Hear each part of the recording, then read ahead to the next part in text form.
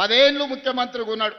నేను ఇక్కడ ఉన్నోళ్ళని అందరిని అడుగుతున్నా, డబుల్ బెడ్రూమ్ ఇల్లు ఇస్తా అన్నాడు కదా, మీకెవరికైనా డబుల్ బెడ్రూమ్ ఇల్లు వచ్చిందా? ఇక్కడ వేలాది మంది ఉన్నారు కదా. అందుకే ఆయన ఎన్నికలప్పుడు చెప్పిన, ఏ ఊర్లో డబుల్ బెడ్రూమ్ ఇల్లు ఇచ్చినావో నువ్వు గా ఊర్లో ఓట్లు అడగాలి. ఏ ఊర్లో మేము ఇందిరమ్మ ఇల్లు ఇచ్చినామో మేము గా ఊర్లో ఓట్లు అడుగుతాం.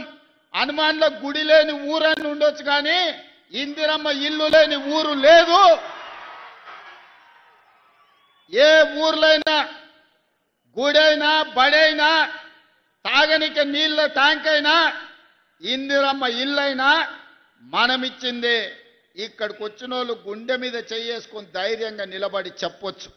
ఇవాళ వాళ్ళని అడుగుండ్రి, ఏ ఊర్లో డబుల్ బెడ్రూమ్ ఇల్లు ఇచ్చిందో చూపియమనుండ్రి, ముఖ్యమంత్రిగా నేనే వస్తా. కొన్ని ఊర్లలో పోయి ఉన్నాయి కూలగొట్టిండు. వాళ్ళకి ఇక చెప్పిండయా ఊరిచ్చిండంటే వరంగల్లోనే మీ కాలనీ మొత్తం అసలు గుడిసెలు ఏముండవని మొత్తం కాలనీ ఊడగొట్టిండు.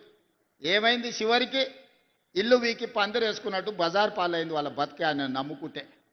మళ్ళా ఆయన మేధావి, కోడి కొయ్యాలి, కళ్ళు కొయ్యాలి, దావత్ ఇయ్యాలి అని కూడా అడిగిండు వరంగల్లో.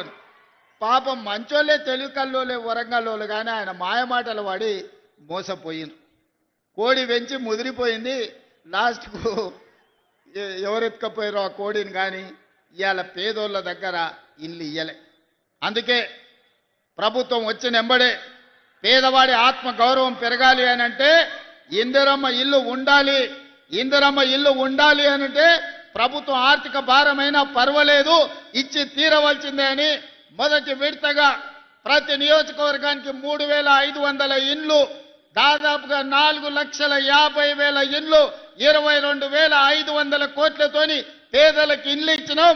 ఇవాళ ప్రతి గ్రామంలో ఇందిరమ్మ ఇండ్ల పనులు మొదలైనవి.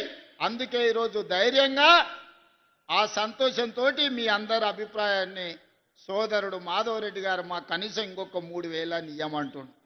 ఎప్పుడైనా పండ్లు కాసే చెట్టుకే రాళ్ళు పడతాయి. పెడతామంటే అడుగుతారు, కొడతామంటే దూరం పోతారు.